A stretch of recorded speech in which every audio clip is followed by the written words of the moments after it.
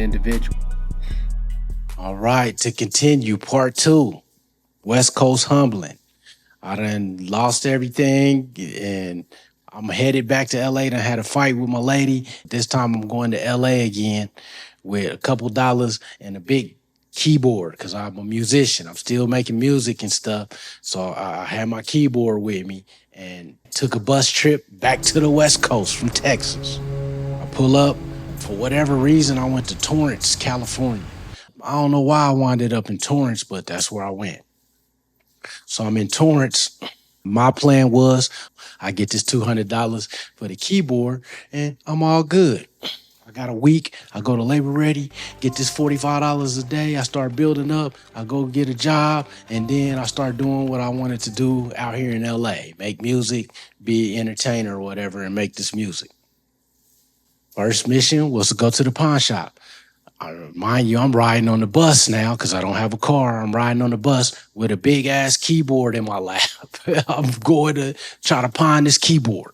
I went to one place, dude offered me like $100. I said, oh, nah, man. I got to at least get 200. I got to at least get 200. So I go to another one, big old keyboard in my lap. Man, it was about the same thing. I think I end up getting 110 for this keyboard. This is an $800 keyboard, man. I'm like, man, you gonna give me $100 for this? This is a cold game, man. I had to take what I could get. I was like, that's at least enough to give me a room for a week. I go to Labor Ready. I start stacking. I'm gonna have to make it work with 100 instead of 2. I take this 100. I start going to look for a room now.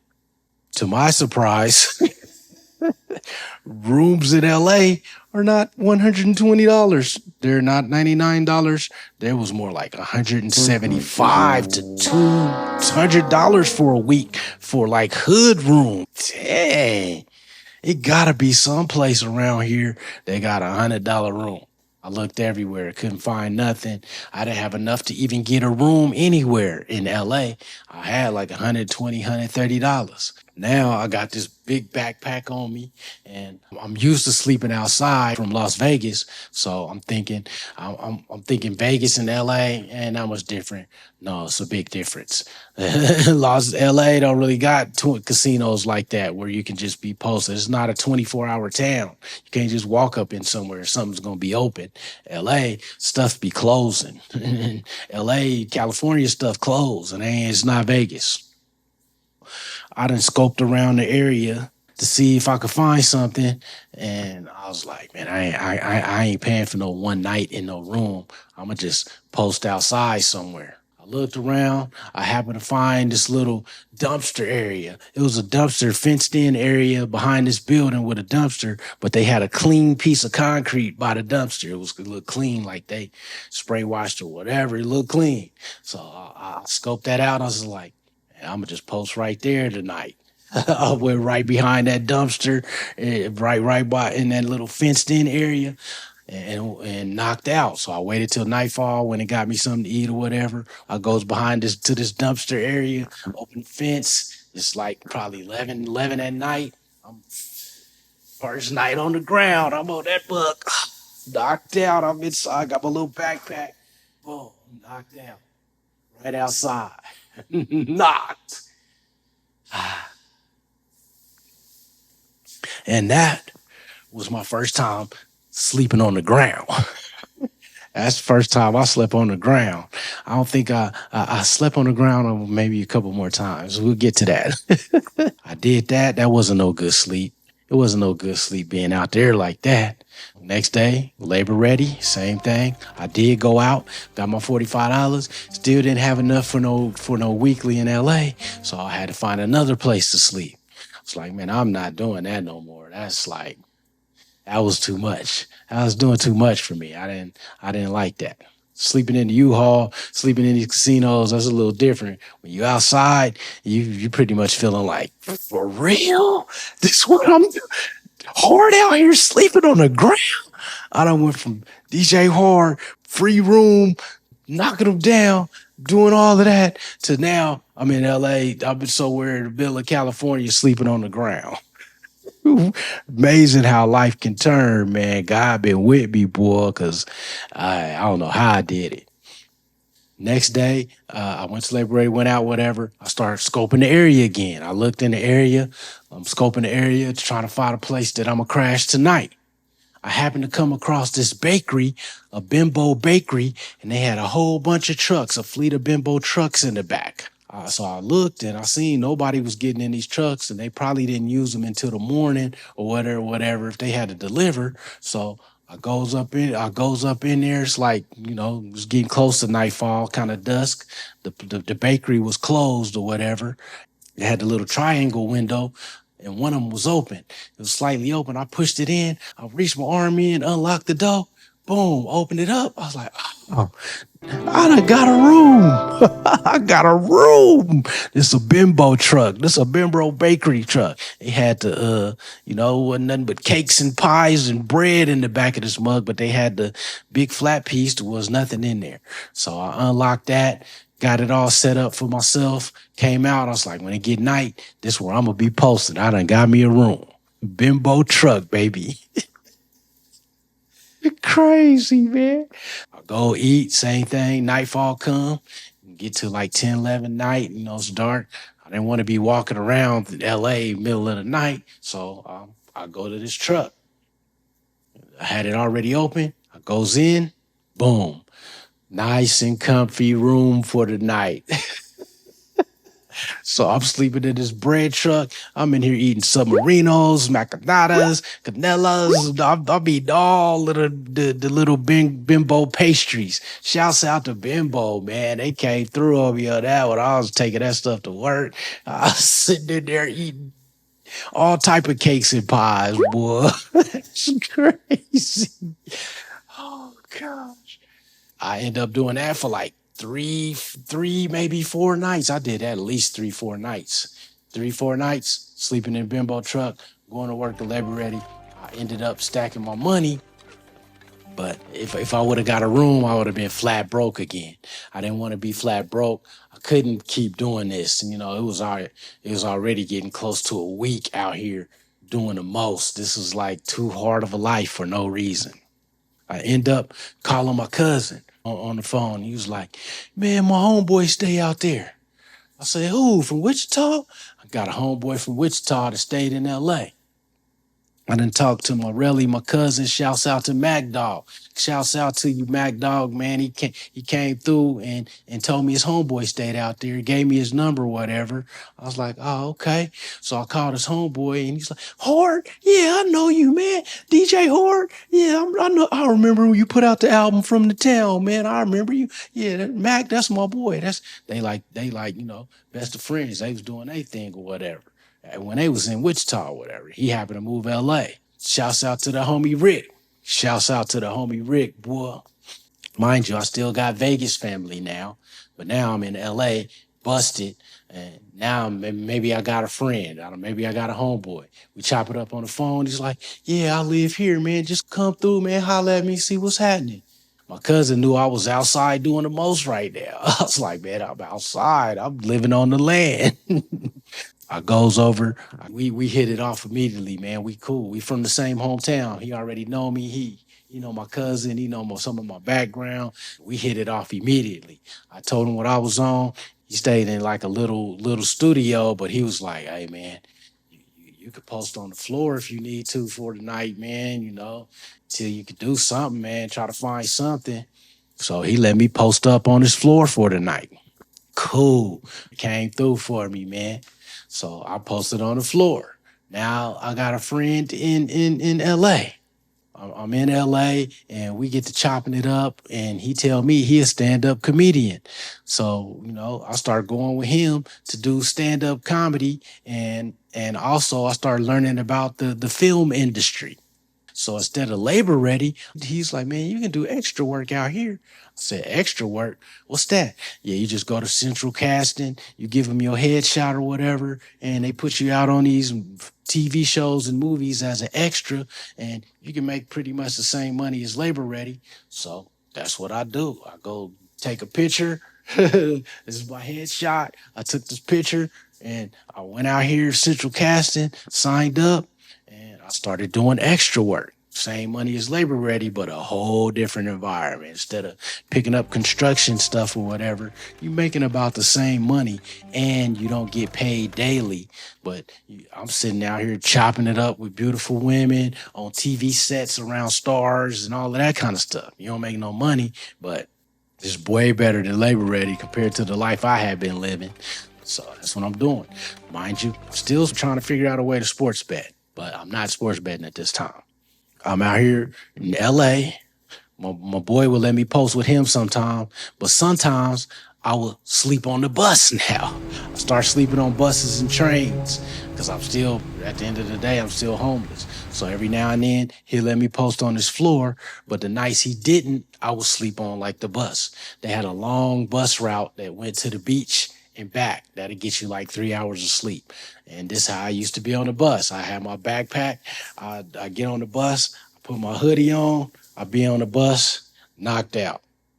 Get to the end of the line, you got to get off the bus. I get off the bus, and then I give him my bus pass again. And he's like, all right, I get right back on the bus. Knocked out on the bus.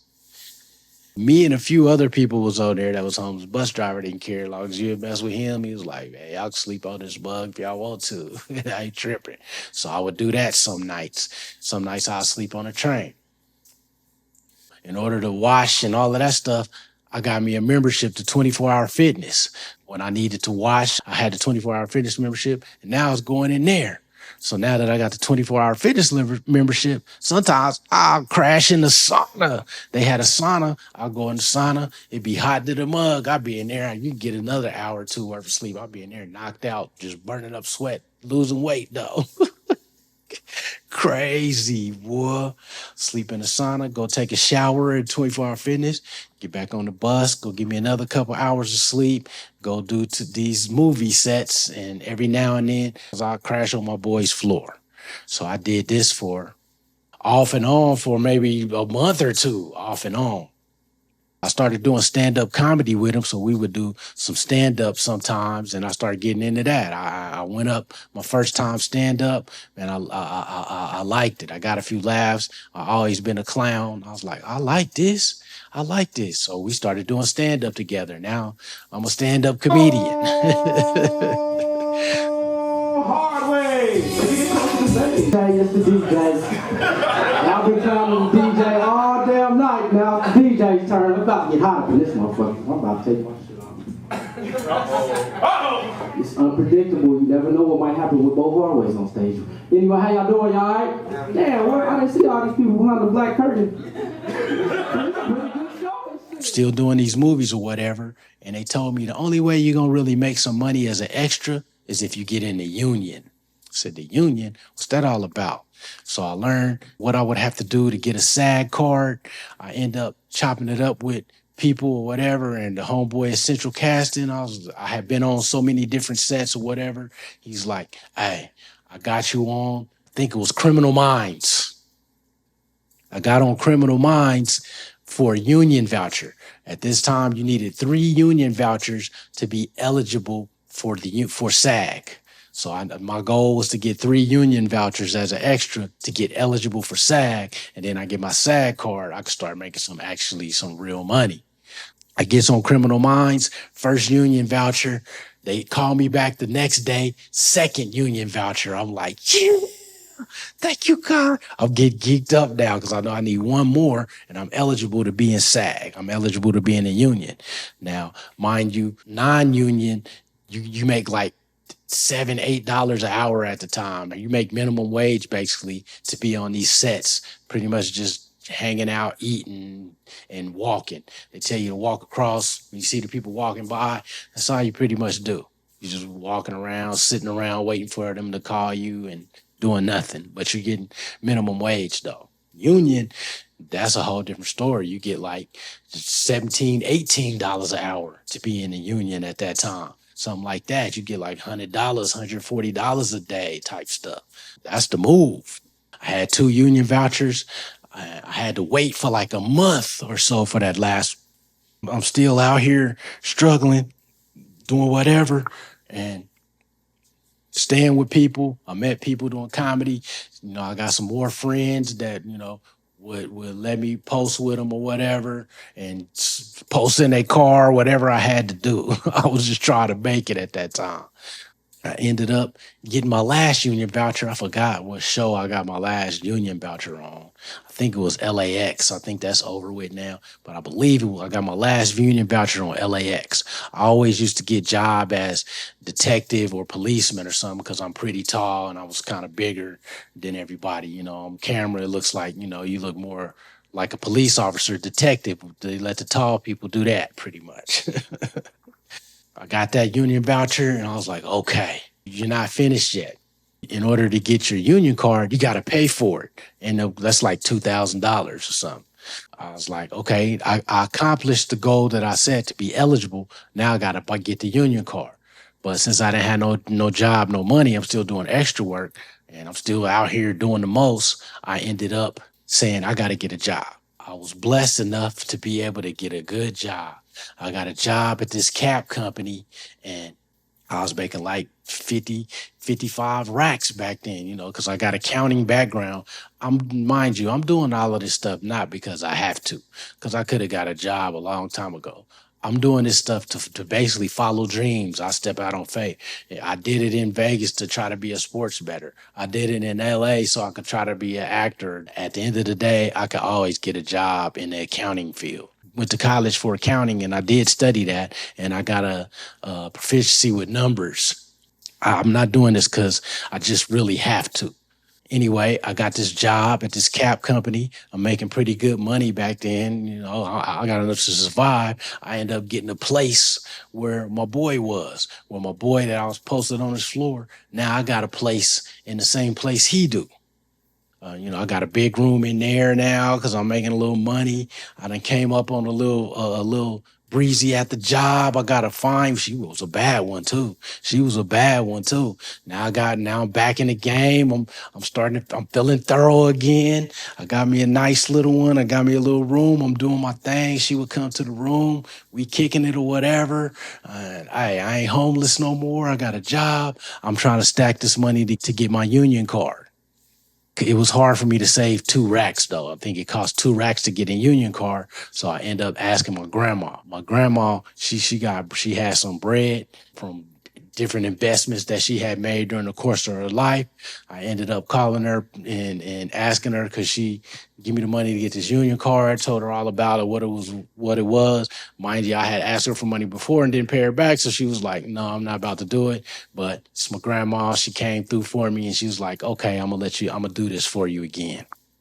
She sent me the 2 G's. I got the union card. So now I done paid for a union card, but now I got a job. So I got to make another decision. Do I take a step out on faith again and go for it with this acting career? Now that I got a union card, I can make pretty much the same money almost that I'm doing on this job. And you already know what I did. I was like, well, thank you for the job, but I'm going to go for it again. So I quit the job and I'm back in the acting thing. But this time I got a place, and now I got a union card and I got a little lady. She coming to watch me do stand up sometimes. And it is what it is. I'm feeling thorough again. So I started getting these union jobs and they pay way more. I started being on a lot of different shows. I was on Desperate Housewives. Find her now. Let's Julie go and take me instead. Eve. At this time, I ask the ushers to take up the offering. Nick, I need some change. Sorry, I didn't bring any cash. But you always have cash. Not today. As far as I'm concerned, I'm paid in full till Armageddon. You only gave $100. You don't know when it's coming. Hey, turn around. God's over there.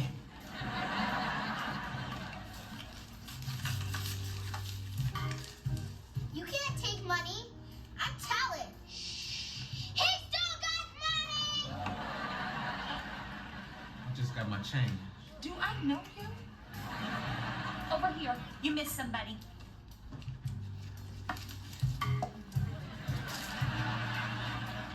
God doesn't like snitches. Girlfriends. I was on Girlfriends. Joan's selling her house? I thought she loved her house. Girl, she's trying to hang on to her restaurant. That place is still in business? Well, it all depends on how you define business. As an ongoing money-making enterprise? I think Joan's working with a different definition. Well, what are you guys gonna do to help her? Well, it all depends on how you define help. To aid and assist? I think we're working with a different definition. Yeah, I thought you guys were tight. Like the Crips. No, we're tight, like a grip. I mean, not that the Crips ain't tight, no, but we all at Magics. I'm just saying I think you guys should be there for her. Well, what do you want me to do? I have like $5 to my name. Well, every little bit helps. You know, like when you go into a store and you put the pennies in the little muscular dystrophy can? Oh, you're supposed to put the money in the can? Well, there goes my $5. I'm sure you can figure out something. Well, don't look at me. She's the one who wrote a book about sacrificing your perm and common sense. Excuse me, at least I gave her something. What did you give her? Me? Joe needs someone to take care of. I give her that. Look, she wants to hold on to her restaurant. Okay, so Jennifer's right. What are we gonna do to help her? Huh? There's more than one muscular dystrophy. I used to be on Las Vegas, Bones. You know, I was on a lot of different TV shows, doing the most. I was getting money. I was getting a little money. I was still able to maintain because I was getting union jobs. You get a lot more money. I'm acting on these movies. I did Triple X with Cube and Exhibit. I was on that set, kicking it with them or whatever. And I'm living the life. I'm thinking, hey, I'm a star out here. People starting to see me in the hometown on different shows. I would tell them, hey, I should be on this TV show tonight. And they would come, they would watch me. They probably thought I was balling. You know, I'm back feeling good again, doing comedy, hanging out. I got my own place. Everything is cool. Back on my grind. I ended up doing a couple of roles on a show called Commander-in-Chief with Gina Davis. I ended up getting a job as a stand-in for the dude that was on Commander-in-Chief, this guy right here. I think his name's Harry Lennox or whatever. They was like, okay, you resemble him. You kind of tall. He was like a little bit taller than me, but I was close enough. And I was going to be a stand-in for this dude. Stand-ins get guaranteed like $200 a day, $300 a day at that time. I was like, bet, I'll stand in. I'm cool. I was in preparation to be a regular stand-in, and also I would be able to do extra work on the show. So I would get money for extra work as a union performer and stand-in. I'm ready. I was gonna be like a regular on this show now. As I was waiting for this show, I was doing other shows because I had to wait to do this for the next season. So I started doing other shows or whatever. I ended up going back and forth to Vegas. I had another crib in Vegas during this time. I was going back and forth from Vegas to LA, doing movies, getting jobs, doing the same thing, man. I was just going back and forth. Sometimes I wouldn't have a place to stay. I stay with my boy. Sometimes I was just pretty much living off the land. I was humbled during the course of this time because, like I say, I slept outside some of those times. I was still kind of gambling. I would go back and forth to Vegas gambling or whatever. But I got a whole lot of different stories about how God was with me when I was outside. For instance, like one time I was, sleeping on the top of the Long Beach Convention Center parking lot. Not the convention center, but the aquatic center on Long Beach. I was up on there, but I had a chick in Vegas. I was talking to her. She was like, it's loud over there where you at. I said, yeah, I got the window open. I'm in the parking lot at the top of the aquatic center, knocked out, man. Chopping it up with females that I had in Vegas, like I had a place in LA. That's crazy. They ain't even know. That's crazy. Still had them homeless, baby. That's crazy. So, I did a lot of different stuff out here during that period. But like I say, I was humbled. I see that, hey, you don't work out here. This is what can happen to you. I stayed grinding, trying to figure out ways to get paper all of the time. I always try to figure out ways to get some paper. But at the end of the day, if you don't do it and you don't do the right things, it's easy for you to be right out here sleep. Right here out here behind the dumpster, right out here in a bread truck, right at the top of an aquatic center, right. Hey, crazy. Staying with friends, sleeping on buses, trains. Man, it was another instance when I was out here. Get on a foothill transit, and that would go like to Ontario and back. You get like 4 hours of sleep on that trip. Just going to LA, Union Station, Ontario, and back on a foothill transit, you get 4 hours of sleep. I was doing that too. But my boy ended up getting a crib. Shout out to Lydell, man. Shout out to the homie Lydell, part of my Vegas family. His uncle had a crib in Rancho Cucamonga. Man, we was out there in a pretty much a mansion with the pool, with the grotto. We threw parties, man. We were struggling still, but that was still a good time too, man. Had a lot of different times out here during this West Coast humbling period, man. It was humbled a lot. My player's ego had to get knocked down. But at the end of the day, the point of all this is God always been with me, always been with me. Because if he wasn't, I wouldn't be here. Like one time, I was on the bus bench, sleep, knocked out on the bus bench. This black truck pulled up, and God just happened to wake me up. I opened my eyes. They had one of those big rubber things that hold the cones. Them things is heavy, and he chucked it at me. Boom! And I was like, oh, like the Matrix or something. And that thing flew right over there, over my head. If that thing would have hit me, that would have broke my neck easy. So that was God right there, because I just happened to wake up because I was knocked out. I seen that truck. I started chasing this truck. Truck gone. I ain't about to catch no truck. Skirted off. Just another instance where God been with me, man. He always been with me all through all of this time to let me know I'm here for something. I just want to give him the glory and thank him, even though I was humbled on the West Coast and went through a lot of stuff. Man, I just want to thank him for allowing me to be here and to be able to go to the transformation that I'm in right now. But then that's when I got the call. That's when baby mama called and it was like, hey, your son is tripping. Your son is out here doing the most. He doing what, this and that in school and all of this kind of stuff. I was like, for real?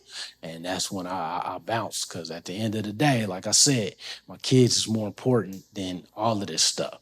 And that's when I went to go take care of my son.